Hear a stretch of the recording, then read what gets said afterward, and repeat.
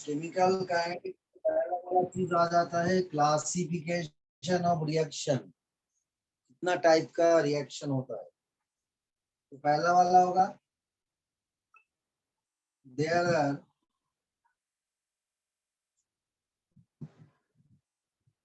certain reactions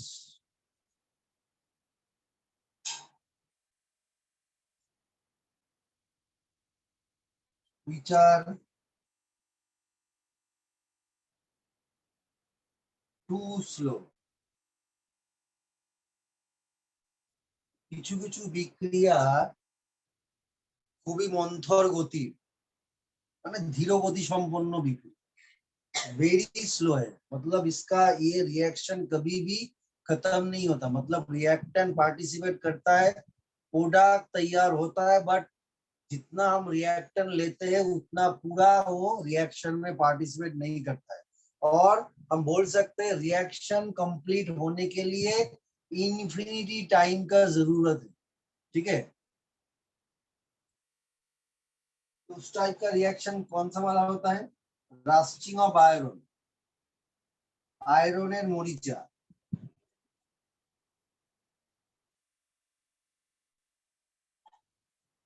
weathering of rocks,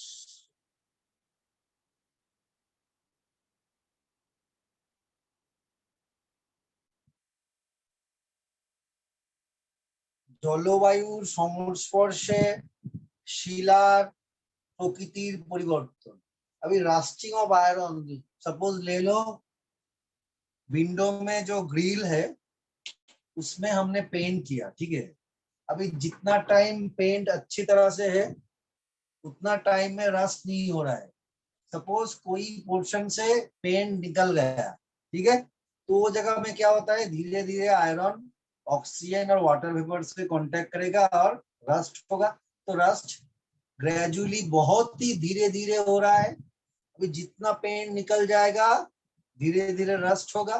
तो ये 10 साल भी लग सकता है। पूरा जो एक ग्रिल है, सपोज 4 फीट बाई 3 फीट का एक ग्रिल है विंडो में, जिसको रस्ट करने के लिए, पूरा पूरी रस्ट होने के लिए 10 साल 15 साल 20 साल भी लग सकता है। तो ये बहुत ही स्लो टाइप का रिएक्शन होता है। दूसरा वाला इंस्टेंटेनियस रिएक्शन,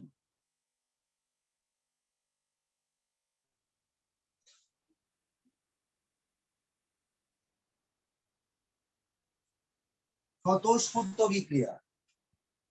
इंस्टेंटेनियस रिएक्शन मतलब झट से हो जाता है, झट से एकदम वेरी फास्ट जो रिएक्शन होता है इंस्टेंटली। मतलब रिएक्शन को कंप्लीट करने के लिए बहुत ही कम टाइम लगता है, लाइक 10 सेकेंड, और सपोज ले लो 60 सेकेंड, मतलब 1 मिनट में रिएक्शन कंप्लीट हो जाता है। तो इसका एग्जांपल ले लो, डिटोनेशन ऑफ एक्सप्लोसिव, বিস্ফোরকের বিস্ফোরণ হওয়ার সময়, मतलब हमने जो एक्सप्लोसिव लिया है, अभी वो जब रिएक्शन करेगा उसका जो आउटबर्स्ट होगा उसके लिए 1 मिनट ही काफी है। और वो 1 मिनट में क्या होता है, बहुत ज्यादा जो एरिया है पूरा एक्सप्लोजन से एकदम डिस्ट्रॉय हो जाता है। एसिड बेस न्यूट्रलाइजेशन झट से हो जाता है। एसिड बेसের প্রশমন বিক্রিয়া।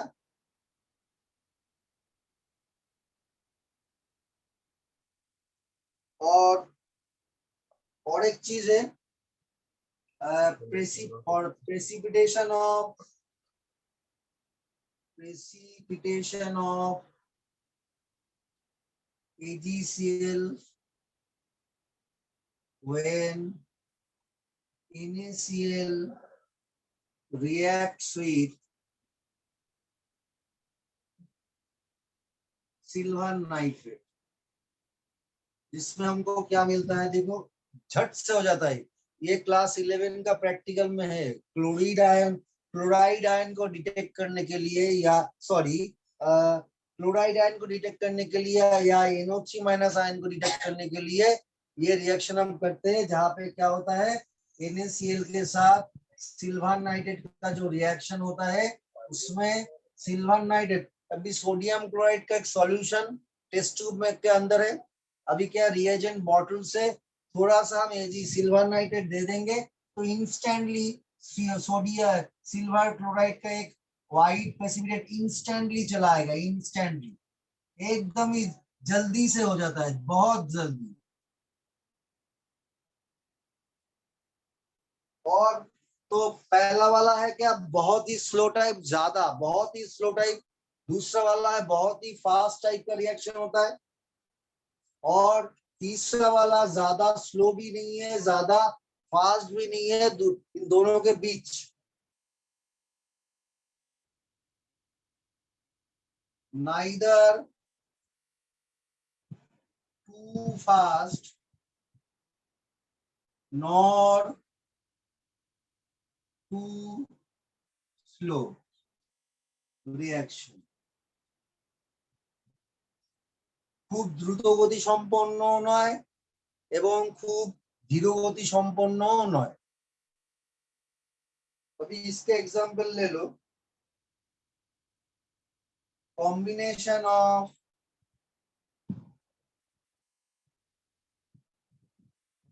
H2 and Cl2 in presence of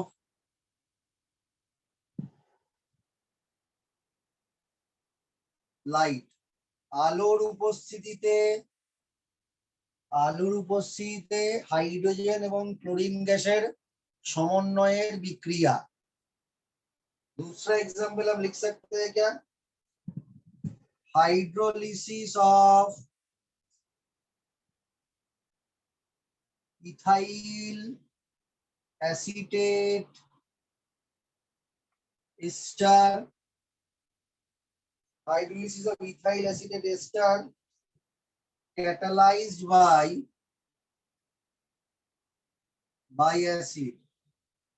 ये रिएक्शन कैसे, देखो पहले हमने क्या किया,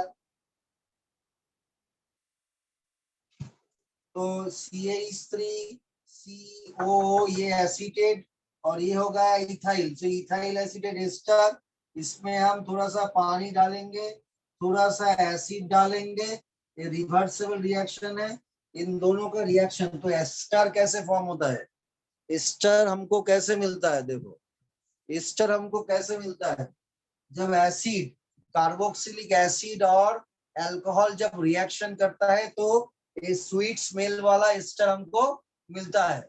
सिमिलरली एस्टर जब पानी के साथ हाइड्रोलिसिस करेगा, मतलब यहाँ से ये टूट जाएगा, यहाँ से ये टूट जाएगा तो ये हो जाता है नेगेटिव पार्ट, ये हो जाता है पॉजिटिव पार्ट, तो ये नेगेटिव पार्ट के साथ वाटर का पॉजिटिव पार्ट मतलब H+ जुड़ जाएगा तो एसिटिक एसिड मिलेगा CH3COH, और ये पॉजिटिव पार्ट है C2H5, उससे वाटर का नेगेटिव पार्ट OH- जुड़ जाएगा तो C2H5OH मिल जाएगा। तो हमको मिलता है क्या, acetic acid CH3COH plus ethyl alcohol C2H5OH, तो ये दोनों हमको मिल जाता है। ठीक है, अभी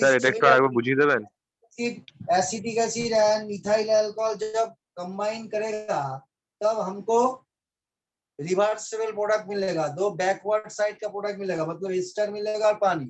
अभी पानी के साथ वाटर का जो हाइड्रोलिसिस होता है इन प्रेजेंस ऑफ एसिड, उसमें हमको एसिटिक एसिड और इथाइल अल्कोहल मिलता है।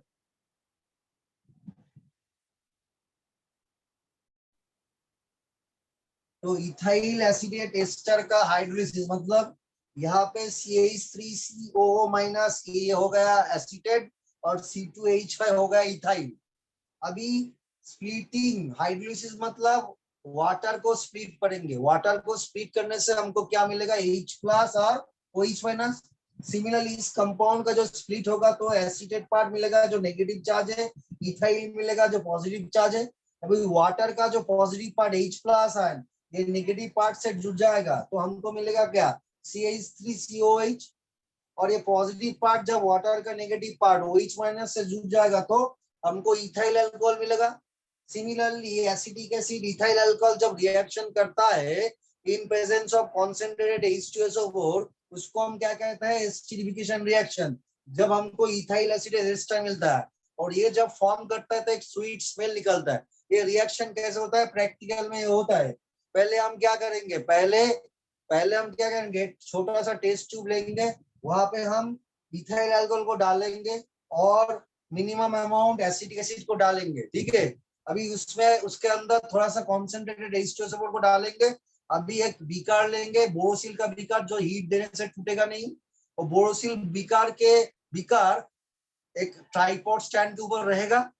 ट्राइपॉड स्टैंड के ऊपर क्या रहता है, वायर गॉज के ऊपर वो बोरोसिल का बीकर रहेगा।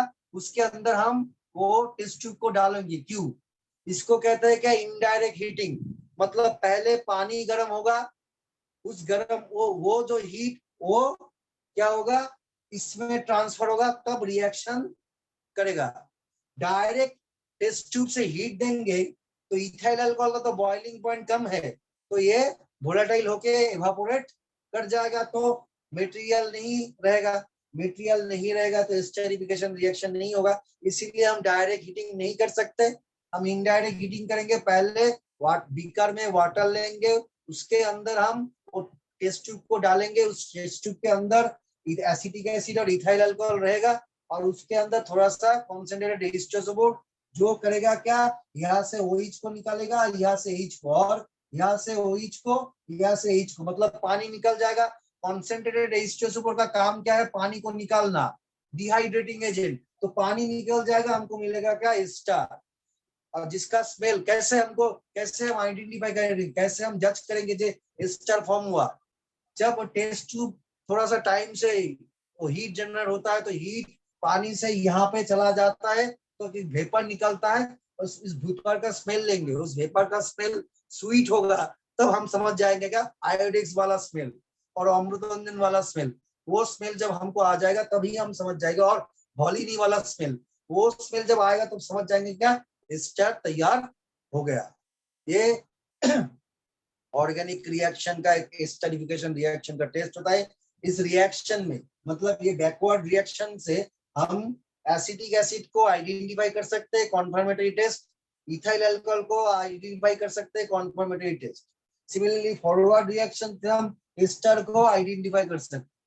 तो ये वाला टेस्ट कॉन्फर्मेटरी टेस्ट, मतलब ये तो ड्राई टेस्ट नहीं है, इसका सॉल्यूशन एक्वस सॉल्यूशन है, इसका भी एक्वस सॉल्यूशन है और मीडियम के अंदर पानी भी है।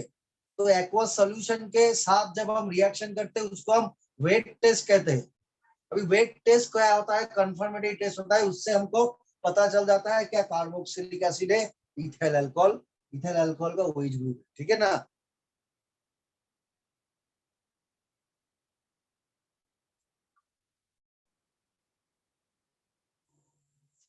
अभी हम क्या लेते हैं, एक रिएक्शन को अभी हम कंसीडर करेंगे। खरा रिएक्शन কোন একটি বিক্রিয়ার ক্ষেত্রে आर मतलब रिएक्टेंट, इससे हमको पी प्रोडक्ट मिलता है, ठीक है। आर मतलब रिएक्टेंट विक्रिया, पी मतलब प्रोडक्ट विक्रिया, तो पदार्थ, ये हो गया। अभी इससे हमको एवरेज रेट निकालना है, इस रिएक्शन का एवरेज रेट, गौड़ विक्रियार हार। तो एवरेज रेट कैसे निकालेंगे, गौड़ विक्रिया हार एवरेज रेट कैसे हमें निकालेंगे। Total change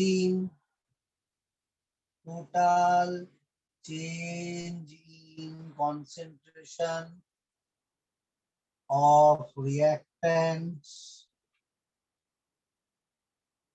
divided by total time taken.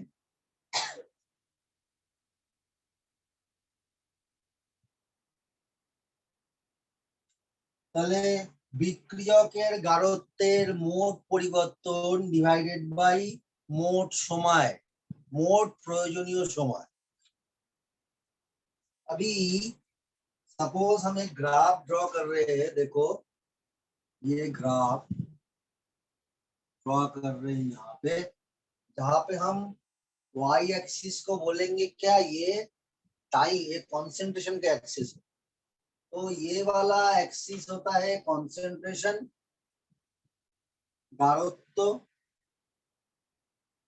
ये कॉन्सेंट्रेशन हो गया। और ये एक्स एक्सिस टाइम, ठीक है। अभी क्या करेंगे, अभी रिएक्ट इनिशियली क्या होता है, जब कोई रिएक्शन हम शुरू करते हैं क्या होता है, तब रिएक्टेंट ही रहता है, प्रोडक्ट तो तैयार नहीं हुआ इनिशियली। इसका मतलब क्या है, इनिशियली रिएक्टेंट का कॉन्सेंट्रेशन ज्यादा है और प्रोडक्ट का कॉन्सेंट्रेशन जीरो, ठीक है ना। अभी तो क्या हुआ, सपोज यहाँ पे ये जीरो टाइम, ये कॉन्सेंट्रेशन जीरो। अभी टाइम यहाँ पे T1 टाइम पे हम देख रहे हैं क्या, रिएक्टेंट का कॉन्सेंट्रेशन हो जा रहा है कितना, C1। और टाइम T2 में रिएक्टेंट का कॉन्सेंट्रेशन हो जा रहा है C2। T3 सेकेंड में कॉन्सेंट्रेशन,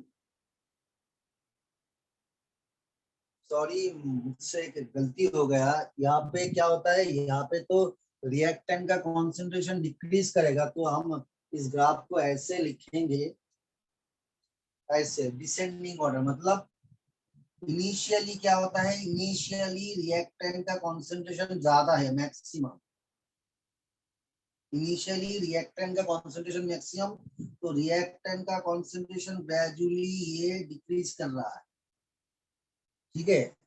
अभी यहाँ पे हम लिख सकते हैं क्या, मैक्सिमम कॉन्सेंट्रेशन ऑफ रिएक्टेंट বিক্রিয়কের সর্বাধিক গাঢ়ত্ব। अभी जितना टाइम जा रहा है रिएक्टेंट का कॉन्सेंट्रेशन धीरे धीरे डिक्रीज हो रहा है। तो हम देख रहे हैं क्या, T1 टी ये T1 टाइम में कॉन्सेंट्रेशन कितना है, C2 है, मतलब ज्यादा। T2 टाइम में रिएक्टेंट का कॉन्सेंट्रेशन डिक्रीज होके C1 हो गया। तो total change in concentration of reactant ये निकालने के लिए हमको क्या करना पड़ेगा, जिसमें ज्यादा कॉन्सेंट्रेशन है वो हम पहले लिखेंगे। तो एवरेज रेट मतलब जहां पे ज्यादा कॉन्सेंट्रेशन है C2 minus C1 divided by C2 जब था तब टाइम कितना था T1।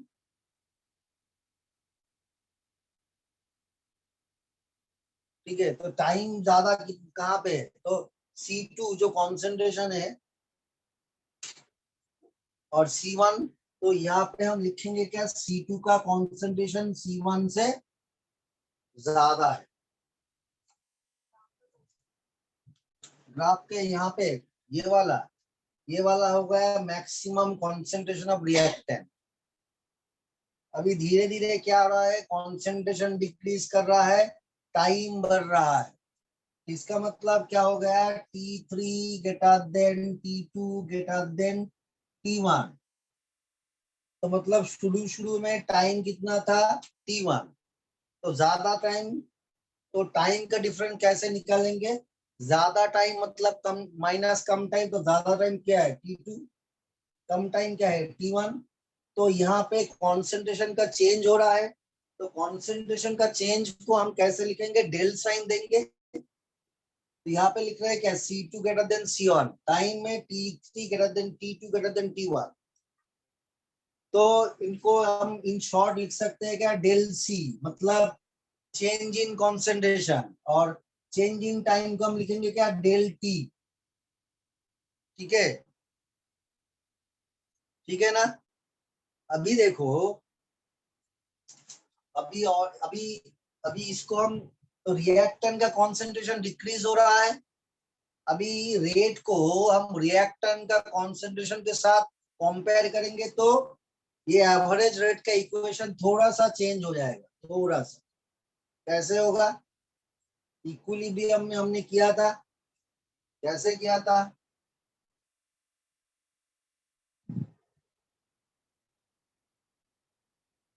तो यहाँ पे रिएक्टेंट का कॉन्सेंट्रेशन मैक्सिमम है, ये कॉन्सेंट्रेशन का एक्सिस है वाई एक्सिस, ये टाइम का एक्सिस है एक्स एक्सिस। अभी इनिशियली जो कॉन्सेंट्रेशन है वो रिएक्टेंट का कॉन्सेंट्रेशन है ज्यादा है, तब प्रोडक्ट तैयार नहीं हुआ है। अभी क्या हो रहा है, जितना टाइम जा रहा है रिएक्टेंट का कॉन्सेंट्रेशन डिक्रीज कर रहा है, ठीक है, और प्रोडक्ट का कॉन्सेंट्रेशन इंक्रीज कर रहा है। रिएक्टेंट प्रोडक्ट यहां से यहां जा रहा है। तो इनिशियली रिएक्शन कैसा था, रिएक्टेंट था ए प्लस बी, प्रोडक्ट था सी प्लस डी। तो ए प्लस बी का कॉन्सेंट्रेशन इनिशियली ज्यादा था, अभी जितना टाइम जा रहा है ए और बी का कॉन्सेंट्रेशन डिक्रीज कर रहा है, तो इसका कॉन्सेंट्रेशन जितना डिक्रीज करेगा प्रोडक्ट का कॉन्सेंट्रेशन उतना ही इंक्रीज करेगा। हाँ ठीक है ना, तो वही हम देख रहे हैं क्या अभी, या इसको हम रिवर्स करेंगे, C plus D arrow A plus B. अभी सी प्लस डी का कॉन्सेंट्रेशन जितना डिक्रीज करेगा ए प्लस बी का कॉन्सेंट्रेशन उतना बढ़ेगा, ठीक है। तो रिएक्शन जब फॉरवर्ड डायरेक्शन में जाता है तब क्या होता है, तो हम ये ग्राफ को लेके एक चीज लिखेंगे क्या, consider a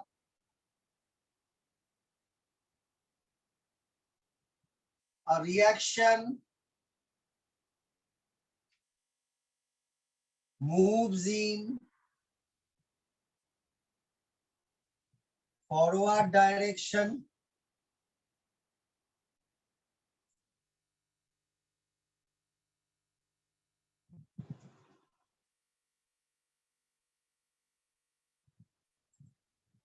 तो फॉरवर्ड डायरेक्शन में रिएक्शन जा रहा है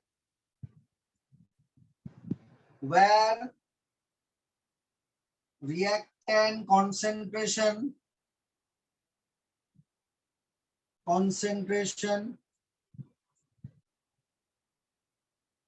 gradually decreases and product concentration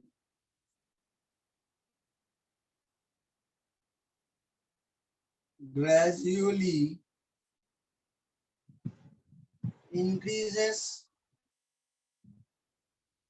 तो यहाँ पे ए प्लस बी हो गया रिएक्टेंट, सी प्लस डी हो गया प्रोडक्ट, तो ये हो गया रिएक्टेंट, ये हो गया प्रोडक्ट। अभी रिएक्टेंट का कॉन्सेंट्रेशन डिक्रीज कर रहा है जितना टाइम बढ़ रहा है, तो अभी एवरेज रेट को जब हम एक्सप्रेस करेंगे विथ रेस्पेक्ट टू रिएक्टेंट तब क्या होगा, टाइम जितना जा रहा है रिएक्टेंट का कॉन्सेंट्रेशन उतना कम हो रहा है, तो लिख सकते हैं क्या, minus d by D t into concentration of A. Minus sign हमने क्यों दिया, क्योंकि ये टाइम जितना बढ़ रहा है ये का कॉन्सेंट्रेशन डिक्रीज कर रहा है, कॉन्सेंट्रेशन डिक्रीज कर रहा है कैसे हम इंडिकेट करेंगे, ये माइनस साइन देंगे, क्योंकि यहाँ पे रिएक्टेंट होता है ए, अभी बी के रेस्पेक्ट बी हो गया और एक रिएक्टेंट, तो उसका रेट कैसा होगा, minus d by D T of concentration of B, मतलब with respect to B time जितना बढ़ रहा है बी का कॉन्सेंट्रेशन डिक्रीज कर रहा है, इसलिए हमने माइनस साइन दिया। अभी जिस रेट से ए और बी का कॉन्सेंट्रेशन डिक्रीज कर रहा है उसी रेट से सी और डी का कॉन्सेंट्रेशन इंक्रीज कर रहा है, तो सी और डी का कॉन्सेंट्रेशन इंक्रीज कर रहा है, ओम कैसे एक्सप्रेस करेंगे, प्लस साइन देके। तो यहाँ पे प्लस साइन देके लिखेंगे plus d by D T concentration of C equal to plus d by D t, नीचे लिख रहे हैं यहाँ पे जगह कम है, plus equal to plus d by D T concentration of D. तो माइनस साइन इंडिकेट कर रहा है क्या, रिएक्टेंट का कॉन्सेंट्रेशन डिक्रीज कर रहा है। पॉजिटिव साइन इंक्रीज कर रहा है क्या, प्रोडक्ट का कॉन्सेंट्रेशन इंक्रीज कर रहा है। और हम नहीं जानते, सपोज हमको मालूम नहीं है ए बी सी डी क्या है, तो माइनस साइन इंडिकेट कर रहा है क्या, ए का कॉन्सेंट्रेशन डिक्रीज कर रहा है जितना टाइम जा रहा है, बी का कॉन्सेंट्रेशन उतना ही डिक्रीज कर रहा है, और सी और डी का कॉन्सेंट्रेशन उतना ही इंक्रीज कर रहा है। तो ये साइन इंडिकेट करता है क्या, कॉन्सेंट्रेशन इंक्रीज और डिक्रीज। और एवरेज रेट गौड़ विक्रियार हार equal to minus d by D T concentration of reactant. Minus sign हम क्यों दे रहे हैं, क्योंकि रिएक्टेंट का कॉन्सेंट्रेशन का चेंज हो रहा है। ये डी इंडिकेट कर रहा है क्या, रिएक्टेंट का कॉन्सेंट्रेशन चेंज हो रहा है, और माइनस साइन इंडिकेट कर रहा है चेंज कैसा हो रहा है, डिक्रीज कर रहा है। Equal to plus of D D T T of concentration of product. तो ये प्लस साइन इंडिकेट कर रहा है क्या, प्रोडक्ट का कॉन्सेंट्रेशन इंक्रीज कर रहा है। अभी इसके बाद हम चले आएंगे क्या, इंस्टैन्टेनियस रेट स्वतःस्फूर्त विक्रियार हार।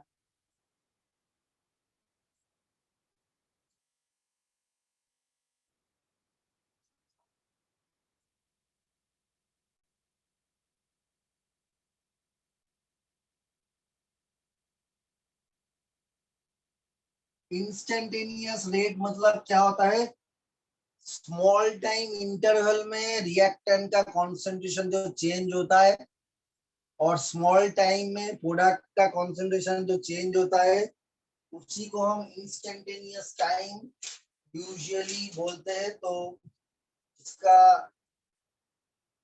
एक ग्राफ है,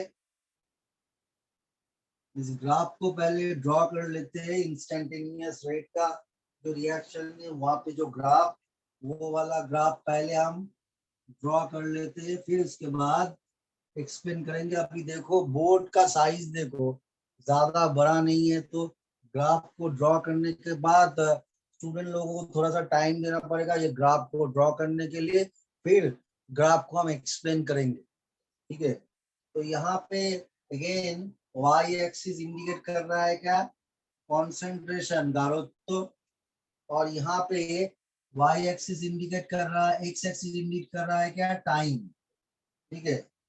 अभी हम 3 टाइम को रहे हैं, एक हो गया T1 टाइम, दूसरा हो गया T2 टाइम,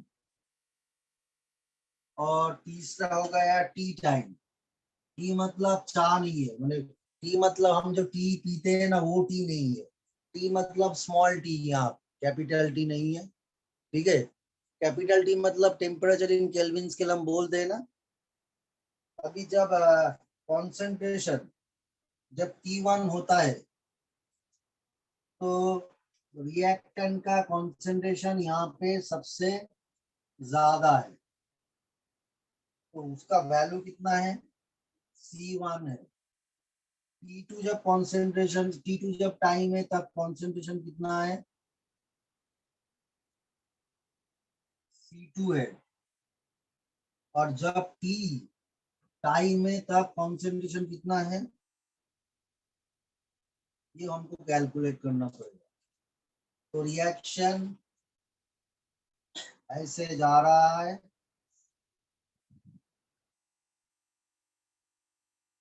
तो ऐसे रिएक्टेंट का कॉन्सेंट्रेशन यहाँ पे डिक्रीज कर रहा है।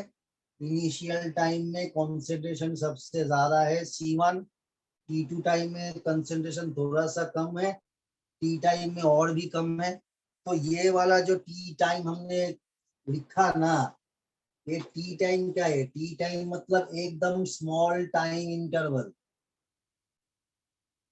मतलब क्या होता है, एकदम कम समय ले लो, सपोज ले लो क्या, T1, ये T1 और T2, तो ये दोनों जगह के टाइम का डिफरेंस सपोज ले लो 30 सेकेंड और 2 मिनट, बट एक T2 के साथ T का टाइम का डिफरेंस ओनली 5 सेकेंड। तो 5 सेकेंड के अंदर कॉन्सेंट्रेशन सडनली जो चेंज होता है उसको हम इंस्टेंटेनियस रेट कहते हैं। और एक एग्जांपल के साथ कर रहे हैं, एक स्टूडेंट खड़ा है, सडनली हमने थप्पड़ मार दिया उसको सडनली, तो हो गया इंस्टेंटेनियस सडनली। एक गाड़ी भाग रहा है, सडनली हमने क्या किया, उसका वेलोसिटी मेजर किया सडनली। मतलब जो ड्राइवर है वो ड्राइवर चला रहा है, उसको मालूम है स्पीड कितना है, बट सडनली उसके बाजू में जो बैठा है, गाड़ी का जो ओनर है, वो सडनली क्या किया, गाड़ी के वो लेफ्ट साइड में बैठा है। इंडिया में क्या होता है, ड्राइवर का सीट राइट हैंड साइड में होता है और लेफ्ट हैंड साइड में जो है वो ओनली पैसेंजर होता है, तो वो ओनर हो गया। तो वो क्या किया, वो बाजू में बैठा है लेफ्ट साइड में, सीट बेल्ट उसका पहना हुआ है, सडनली सीट बेल्ट खोल के वो ऐसे देख रहा, स्पीडोमीटर में ऐसे देखा, मतलब ये ऐसे जो घुमा, इसमें कितना टाइम लगता है, 2 या 3 सेकंड। तो उन उन 2 या 3 सेकंड में स्पीड और वेलोसिटी का जो चेंज होता है उसको हम इंस्टेंटेनियस स्पीड और वेलोसिटी कहेंगे। सिमिलरली इतना स्मॉल टाइम डिफरेंस में कॉन्सेंट्रेशन का जो चेंज होगा उसको मेजर करने के लिए जो टाइम होता है उसी को हम कहते हैं इंस्टेंटेनियस रेट। तो ये होगा इस ग्राफ का स्लोप, ये हो गया इस ग्राफ का स्लोप हो गया, और ये स्लोप के बेसिस पे हम इंस्टेंटेनियस रेट डिटरमाइन कर सकते हैं। आर इंस्टेंटेनियस कितना होगा, टाइम का डिफरेंस बहुत ही कम होगा, minus d by D T concentration of reactant R. जब हम डी यूज करेंगे इसका मतलब डिफरेंस बहुत कम है, जब हम डेल्टा यूज करेंगे मतलब डिफरेंस ज्यादा है। तो एवरेज रेट जब हम मेजर करते हैं तब क्या होता है, कॉन्सेंट्रेशन का जो चेंज होता है वो सिग्निफिकेंट, उस डिफरेंस को कैलकुलेट करने के लिए हमको ये डेल्टा यूज करना पड़ता है। बट इंस्टेंटेनियस रेट में टाइम बहुत कम लगता है, कॉन्सेंट्रेशन चेंज का वैल्यू भी कम है, इसीलिए हम स्मॉल डी यूज करते हैं। तो स्मॉल डी क्या होता है, स्मॉल डिफरेंस और नेग्लिजिबल डिफरेंस, और एक कैपिटल डी क्या इंडिकेट करता है, सिग्निफिकेंट डिफरेंस, मतलब ज्यादा होता है।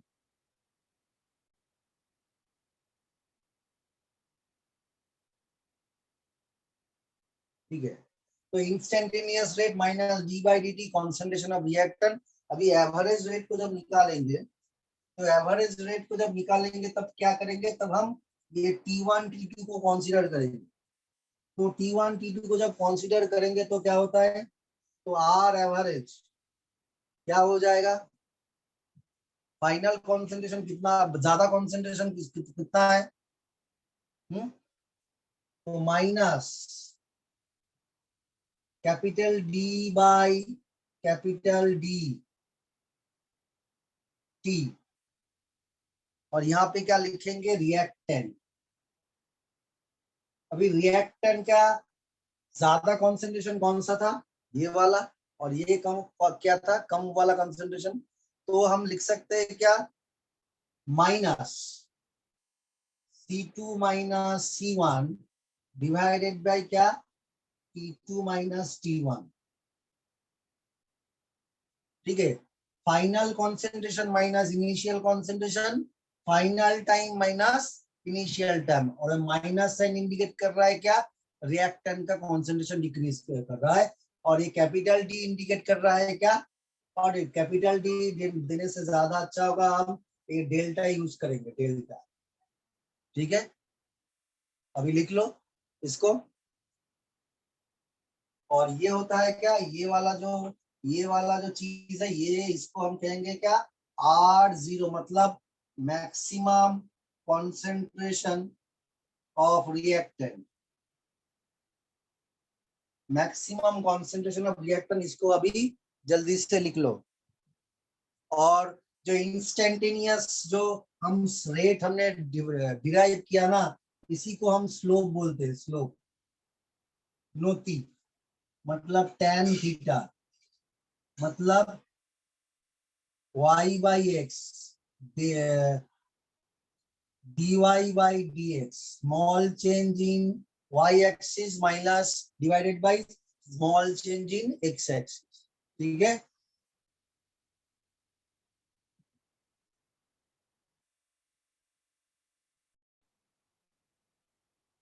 इंस्टेंटेनियस ट्रिप में जितना टाइम हमने लिया उस टाइम का वैल्यू कितना है, टाइम का वैल्यू कितना है। जब time t tends to zero होता है, मतलब जीरो नहीं बट क्लोज टू जीरो, मतलब टाइम बहुत ही कम लग रहा है, उस टाइम में जब हम कॉन्सेंट्रेशन को डिटरमाइन करेंगे तब जो रेट निकलेगा उसी को हम इंस्टेंटेनियस रेट कहेंगे। इसीलिए हम इसमें क्या बोलते हैं, देखो, rate of a reaction, rate of a reaction of a particular instant, কোন একটি মুহূর্তে কোন একটি বিক্রিয়ার হার, কোন একটি মুহূর্তে কোন একটি বিক্রিয়ার হার are instantaneous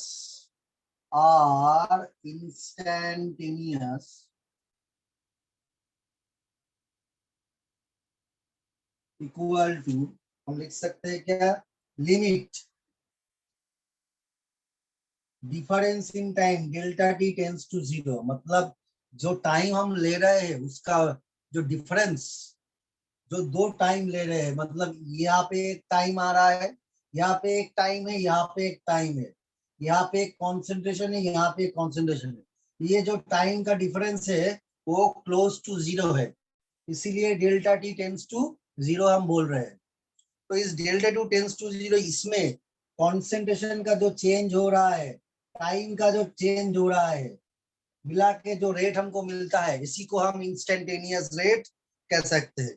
इसको हम limit delta t tends to zero, इसको हम रिएक्टेंट के रेस्पेक्ट में भी एक्सप्रेस कर सकते हैं। तो क्या होगा, minus d by D T of reactant plus d by D T of product. तो रिएक्टेंट के रेस्पेक्ट में जब रेट एक्सप्रेस करेंगे तो माइनस साइन लेंगे और प्रोडक्ट के रेस्पेक्ट में प्लस साइन। तो instantaneous rate can be determined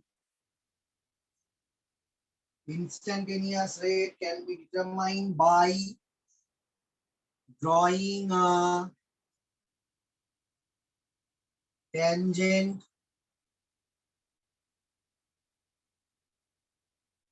T on curve drawn for concentration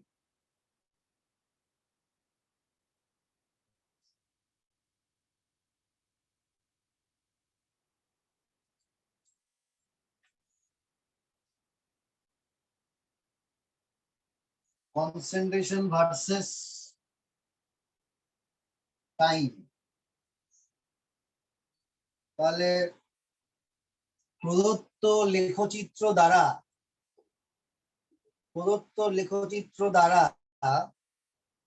instantaneous rate নির্ণয় করা যায়,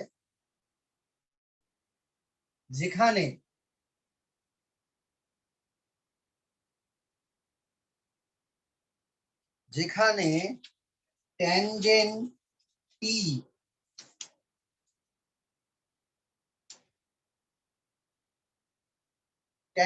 টি বক্ররেখাটি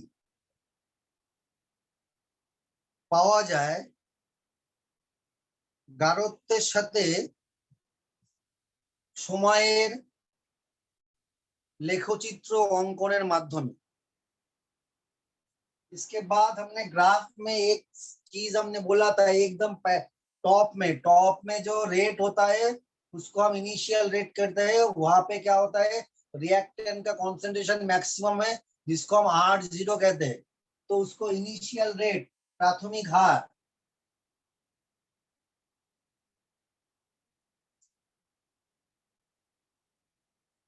instantaneous rate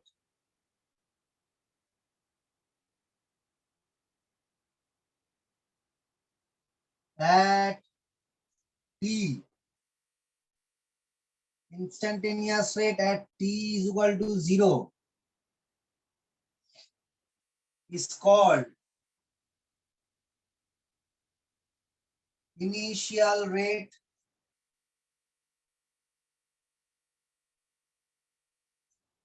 or slope of tangent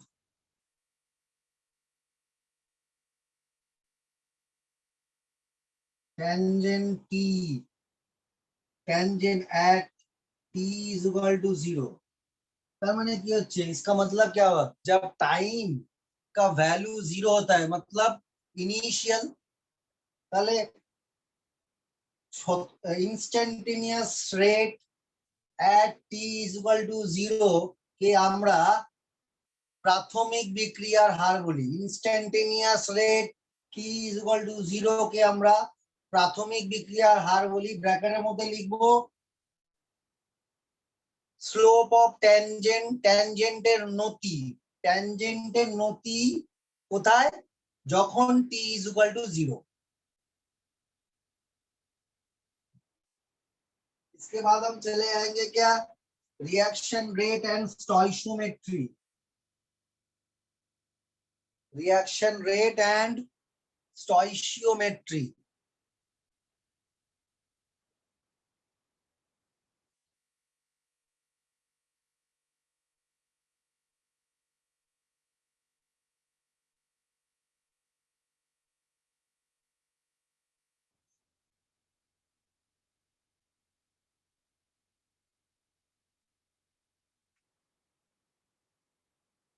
reaction rate और स्टोइशियोमेट्री को हम डिस्कस करने के लिए एक सिंपल रिएक्शन लेंगे, सिंपल वाला एक रिएक्शन।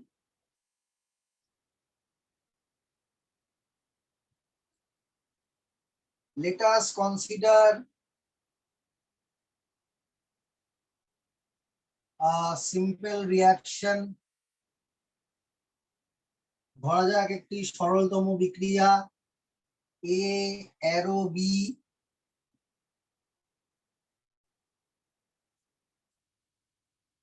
जहाँ पे रिएक्शन रेट को हम एक्सप्रेस कर रहे हैं कैसे, देखो rate is equal to minus d by D t into concentration of A, मतलब इन स्मॉल टाइम में ए का कॉन्सेंट्रेशन जितना डिक्रीज कर रहा है, यहाँ पे ए रिएक्टेंट है इसलिए minus sign, equal to plus d by D t into concentration of B, मतलब प्रोडक्ट का कॉन्सेंट्रेशन बढ़ रहा है। तो यहाँ पे क्या हो रहा है, रिएक्टेंट का कॉन्सेंट्रेशन डिक्रीज कर रहा है, प्रोडक्ट का कॉन्सेंट्रेशन बढ़ रहा है। तो ओवरऑल हम इसको ऐसे एक्सप्रेस कर सकते हैं, dt जब लिखेंगे तो यहाँ पे एक चीज है, when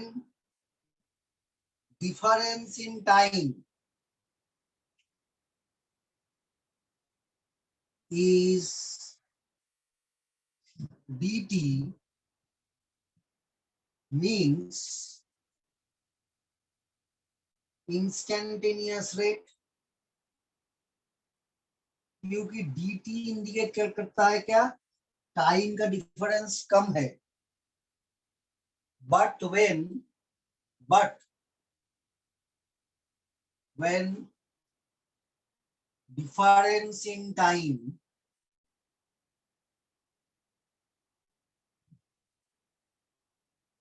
delta t indicate normal rate expression or normal rate of a reaction। तो नॉर्मल रेट, तो हर टाइम हमको D by D T use करने से अच्छा है डेल्टा बाई डेल्टा टी, मतलब एक सिग्निफिकेंट टाइम के डिफरेंस के अंदर तो रिएक्टेंट का कॉन्सेंट्रेशन जो चेंज हो रहा है वो भी सिग्निफिकेंट है, और प्रोडक्ट का कॉन्सेंट्रेशन चेंज हो रहा है वो भी सिग्निफिकेंट है। तो हम ऐसे लिख सकते हैं क्या, rate of a simple reaction,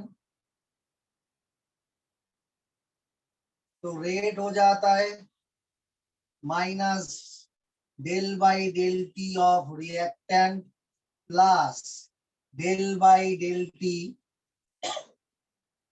of product. ठीक है,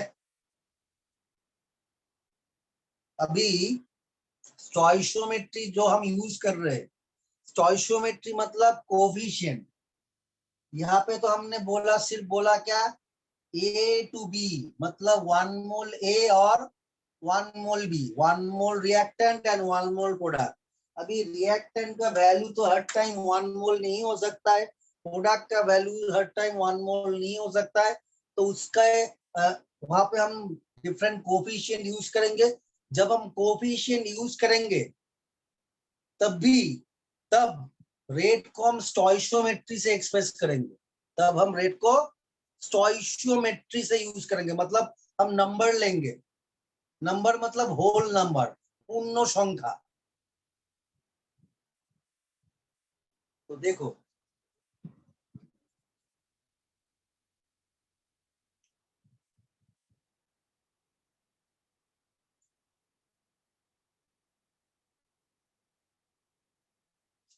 consider a reaction 2A plus 3B arrow 4C plus 5D। इसका मतलब क्या हुआ, यहाँ पे रिएक्टेंट ए 2 मोल है, रिएक्टेंट बी 3 मोल है, प्रोडक्ट सी 4 मोल है, और प्रोडक्ट डी 5 मोल है।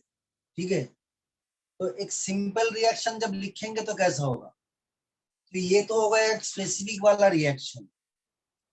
अभी स्पेसिफिक वाला रिएक्शन से अच्छा होगा एक जनरल रिएक्शन लिखेंगे, जो हर टाइम लिखते हैं, बहुत सारा बुक में भी ऐसा ही है, A plus B B arrow C C plus B D, जहाँ पे where A, B are reactants and C, D are products। A, B হলো বিক্রিয়াত পদার্থ, C, D হলো A, B হলো বিক্রিয়ক পদার্থ, C, D হলো বিক্রিয়াত পদার্থ, small a, small b, small c and small d are coefficients। Small a, small b, small c এবং small D হলো সহগ। तो यहाँ पे कोफिशिएंट को हम इनडायरेक्टली क्या कह सकते हैं, मोल नंबर। तो ब्रैकेट में हम लिख सकते हैं क्या, मोल नंबर। कोफिशिएंट ही एग्जैक्टली इंडिकेट करता है कितना मोल रिएक्टेंट है, कितना मोल प्रोडक्ट है, ये एक्सप्रेस करता है।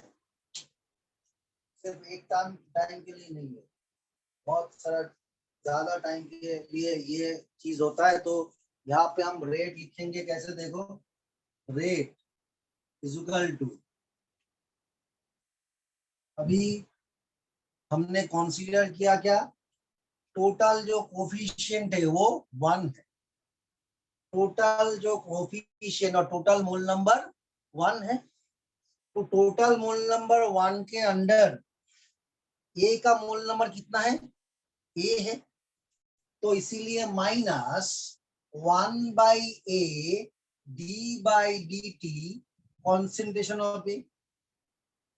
तो ये 1 क्या है, 1 मतलब टोटल मोल नंबर और कोफिशिएंट्स, मतलब ए बी सी डी सबको मिला के 1 होता है।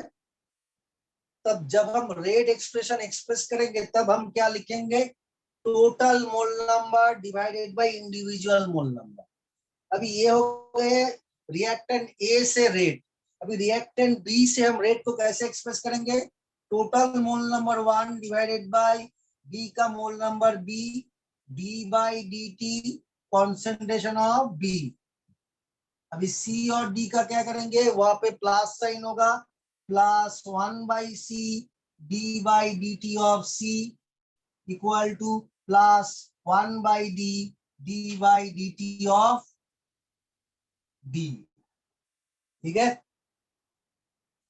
अभी देखो न्यूमेरिकल में कैसा आता है। सपोज ए का कॉन्सेंट्रेशन दिया हुआ है, तो ए का कॉन्सेंट्रेशन मालूम है तो बी का कॉन्सेंट्रेशन निकाल सकते हैं, सी का कॉन्सेंट्रेशन निकाल सकते हैं, डी का कॉन्सेंट्रेशन भी निकाल सकते हैं। क्योंकि यहाँ पे जो रेट हमने एक्सप्रेस किया A B C D, coefficient vary कर सकता है बट टोटल वैल्यू यहाँ पे देखो सेम है। तो अभी ए का कॉन्सेंट्रेशन मालूम होगा तो बी सी डी का सबका वैल्यू हम निकाल सकते हैं।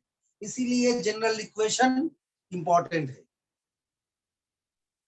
हो गया ना? सर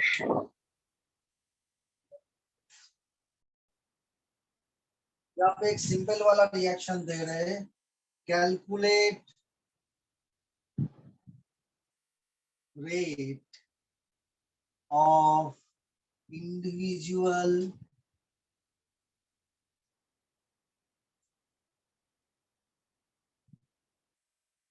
reactants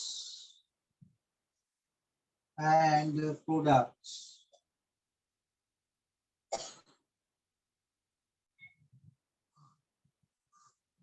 तो ये होता है 4NH3 प्लस 5O2 एरो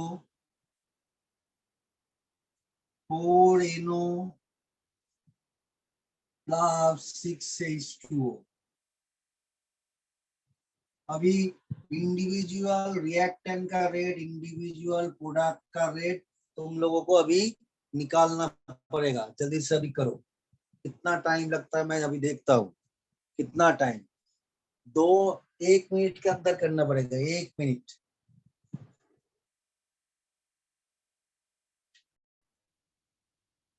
देखो रेट रिएक्टेंट ये है, इसका मोल नंबर टोटल 4 है तो 1 minus 1/4 D by D T और del by del T concentration of NH3 1 हो गया क्या? टोटल कोफिशिएंट हम पकड़ सकते हैं क्या? और यहाँ पे minus 1/5 del by del t O2 और यहाँ पे minus 1/4 del by del t NO equal to minus sorry plus, यहाँ पे ये तो प्रोडक्ट है तो प्लस होगा, plus 1/6 del by del t of H2O। ऐसे हमको रेट निकालना पड़ेगा।